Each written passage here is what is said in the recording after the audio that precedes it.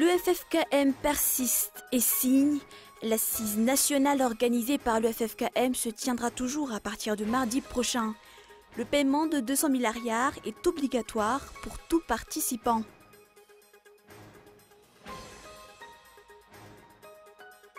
Jusqu'ici, aucune mesure n'a été prise par rapport à la conjonctivite qui touche la population tamatavienne, notamment à Boudvoun. Et cette maladie touche les grands aussi bien que les petits. Et un puissant séisme de magnitude 7,9 a secoué le Népal aujourd'hui. Il a notamment ébranlé la capitale Katmandou. On frôle les milliers de victimes. De fortes secousses ont également été ressenties dans le nord de l'Inde voisine.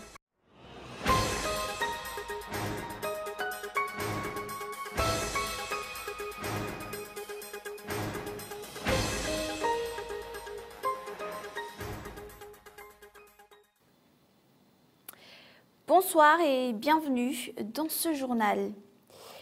Le FFKM persiste et signe. L'assise nationale organisée par le FFKM se tiendra toujours à partir de mardi prochain.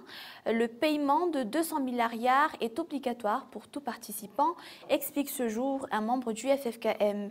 La réconciliation nationale doit intégrer différents secteurs, avance le député Brunel Razavtiandjouf, élu à Ikyung. Zora Kutunchin. Les assises nationales organisées par le FFKM sur la réconciliation nationale sont maintenues du 28 avril au 2 mai prochain, réitèrent les membres du FFKM. Ces assises seront le gage du retour de l'apaisement dans le pays, explique Rakut Andor Modeste, chef de l'église luthérienne à Madagascar. Tout participant devra payer 200 000 arrières pour aider à l'organisation. L'État aurait déjà participé lors des descentes dans les régions. 35 représentants par région, soit 2000 participants, seront attendus. Brunel Razavtiandjouf, un représentant de l'association des natifs d'Intanal, affirme que ces assises doivent intégrer tout le monde. Par ailleurs, les 4 églises du FFKM ne peuvent pas représenter tout le peuple malgache, affirme Lazaraza Fierson. À cela s'ajoute le retrait de l'Église catholique du processus par la déclaration de la conférence des évêques. Tout ceci pourrait être à la source de désordre. L'Église catholique continuera-t-elle à participer au processus de réconciliation? Jusqu'ici, rien n'est clair. Le FFKM n'a pas encore répondu à la lettre des évêques. Ni le pasteur Lalarasenja Hasn, ni le monseigneur Odan Razanakoul n'ont été présents ce jour à la conférence de presse. Le CEFAFI ou l'Observatoire de la vie publique à Madagascar craint un autre cycle électoral de déjà-vu, vu les conditions des prochaines élections communales. Avec ces tournures, l'on risquerait d'avoir des conseils municipaux fragmentés avec une tête de l'exécutif sans majorité. Le CEFAFI s'inquiète à nouveau de revoir les mêmes erreurs du passé. Reportage. Les communes restent les seules collectivités territoriales décentralisées pour lesquelles des élections sont prévues pour le moment. Le défi s'annonce pourtant énorme pour les prochains élus. Rien n'est encore clair sur les compétences des maires ni les ressources qui vont leur être attribuées. Le pouvoir central ne manquera pas non plus d'interférer dans les affaires municipales. L'élection sénatoriale suscite aussi des questions. L'article 127 des dispositions transitoires de la loi organique numéro 2012-007 fixant les règles relatives au fonctionnement du Sénat spécifie que pour la première élection sénatoriale de la 4e République, le collège électoral est constitué par les conseillers communaux et municipaux ainsi que les maires. D'après le CEFAFI, rien n'empêcherait de tenir les élections régionales et provinciales en septembre, octobre et l'élection sénatoriale en novembre. Ces élections se font au suffrage universel indirect et ne concernent que peu de personnes. Par ailleurs, faire élire les sénateurs par les seuls conseillers municipaux ou communaux, en excluant les chefs de région et les conseillers régionaux, les chefs de province et les conseillers provinciaux, viole l'esprit de la Constitution, entorse à la loi fondamentale que la Haute Cour constitutionnelle ne semble pas avoir remarquée. Cette disposition renferme une manœuvre politique, affirme le CEFAFI. Le statut des chefs Ouktan reste encore flou pour le CEFAFI. L'Observatoire a toujours demandé que les chefs Fouktan soient élus et que soit attribué à ces agents incontournables de la gouvernance locale un statut digne du travail qu'ils fournissent. Les citoyens connaissent bien leur chef Fouktan, ce qui n'est pas le cas du maire, encore moins du député, du chef de région ou du ministre de l'Intérieur. Jusqu'ici, le CFAFI n'aperçoit aucune volonté politique de mettre en place une décentralisation effective. Jusqu'ici, aucune mesure n'a été prise contre la conjonctivite qui touche la population tamatavienne, notamment à Boudvoun, terminus des coopératives d'encre reliant le Grand Port à Antananarivo. Cette maladie touche les adultes comme les enfants. Les passagers craignent pour leurs yeux et demandent à ce que des mesures soient prises par l'État. Gaëtan Gislav. Des représentants du ministère de la Santé sont venus récemment à Tuamasin, mais jusqu'ici la conjonctivite ne semble pas reculer.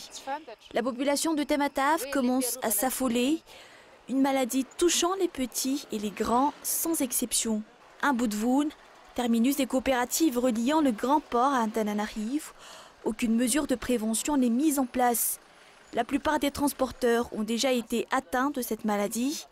D'après les explications d'un médecin, cette maladie se transmet au contact des mains. Irritation, les yeux rouges, fatigue, maux de tête, ce sont entre autres les symptômes de la conjonctivite.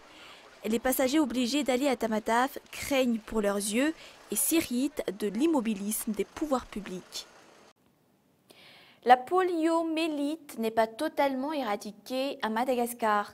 Des cas ont été découverts dans les communes d'Analalave et de Nousvark. Un vaccin tour sera organisé à partir du 27 avril jusqu'au mois de mai. Et voilà, juste à titre de rappel, en 2013, 73% des enfants malgaches ont été vaccinés contre la polio si l'objectif était d'atteindre les 90%. Reportage.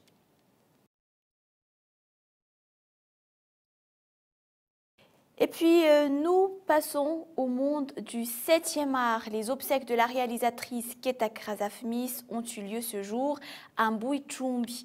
Un culte de dernier au revoir a été tenu à l'église protestante à Parbé. Amis, collègues, organisateurs du 10e festival du Rencontre des films courts et tant d'autres personnes ayant travaillé avec elle dans le monde du 7e art sont venus nombreux. Cette jeune cinéaste est âgée de 29 ans. Une des plus talentueuses dans le festival de la Rencontre des films courts. Jusqu'ici, les enquêtes se poursuivent pour connaître les raisons de cette tragédie. Et voilà, nous passons aux actualités internationales. Un très violent séisme a frappé ce samedi le centre du Népal, provoquant la destruction d'habitations à Katmandou, la capitale, et faisant au moins à cette heure 1300 morts.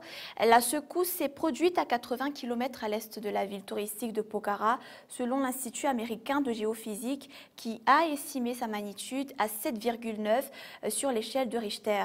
La secousse a été ressentie à New Delhi et dans d'autres villes du nord de l'Inde. France 24. Sous ces décombres, au moins une dizaine de personnes prises au piège.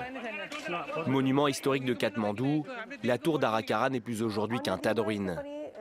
Au moment de l'effondrement de ces 9 étages, une cinquantaine de personnes sont en train de visiter le site. L'espoir de les retrouver en vie est désormais très mince. Un peu plus loin, les blessés sont soignés en urgence, à même le sol ou sur des brancards de fortune. La plupart d'entre eux ont des membres fracturés. Partout, le même spectacle de désolation. Des bâtiments détruits, éventrés par la violence du tremblement de terre. L'Inde est également touchée. La secousse a été ressentie à New Delhi et dans d'autres villes du nord du pays. J'ai commencé à trembler et ma voiture aussi bougeait terriblement. Mon véhicule était sur le point de tomber. C'est là que j'ai réalisé que c'était un tremblement de terre. Les secousses étaient puissantes. J'ai senti des secousses. Cela s'est passé vers 11h45. Les bâtiments ont commencé à trembler et nous sommes descendus du 7e étage où nous étions. En 2011, le Népal avait déjà été frappé par un séisme de 6,9 sur l'échelle de Richter. Parti du nord-est de l'Inde, il avait fait 110 morts. Chaque année, le 25 avril, la journée mondiale de lutte contre le paludisme permet de sensibiliser le grand public à cette maladie. Car voilà, pour une moitié du monde, le paludisme reste une lutte du quotidien. Si les progrès accomplis sont importants en matière de recherche, si la maladie est pourtant évitable et traitable, le paludisme tue encore 660 000 personnes chaque année et enlève la vie chaque minute à un enfant. France 24. Scène insolite, une danseuse se déhanche sous une moustiquaire place de la République à Paris. D'autres moustiquaires ont été décorées par des artistes graffeurs.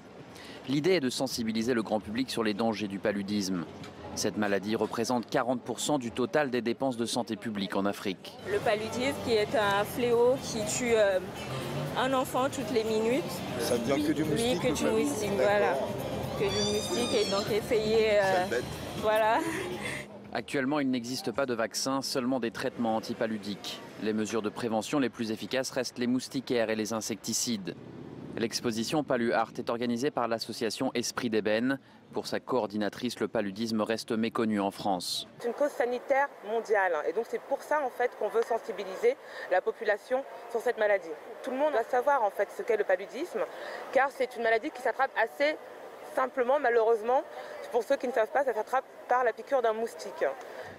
En 2013, le paludisme a fait 584 000 morts, dont 90% en Afrique. C'est 50 fois plus que le nombre de personnes tuées par le virus Ebola depuis l'an dernier. Et voilà un récapitulatif de ce qu'on a vu ce soir avant de nous quitter. Le FFKM persiste et signe. L'assise nationale organisée par le FFKM se tiendra toujours à partir de mardi prochain. Le paiement de 200 000 arrières est obligatoire pour tout participant, explique ce jour un membre du FFKM. Le CEFAFI, ou l'Observatoire de la vie publique à Madagascar, craint un autre cycle électoral de déjà-vu, vu les conditions des prochaines élections communales. Le CEFAFI s'inquiète à nouveau de revoir les mêmes erreurs du passé. Et enfin, la poliomyélite n'est pas totalement éradiquée à Madagascar. Des cas ont été découverts dans les communes d'Analalave et de Nousvark. Un vaccin tour sera donc organisé à partir du 27 avril jusqu'au mois de mai. Voilà pour l'essentiel. Merci d'être resté avec nous. Merci d'avoir choisi le journal de Cool TV. Je vous retrouve la semaine prochaine et je vous souhaite déjà un bon week-end et une excellente soirée. Au revoir.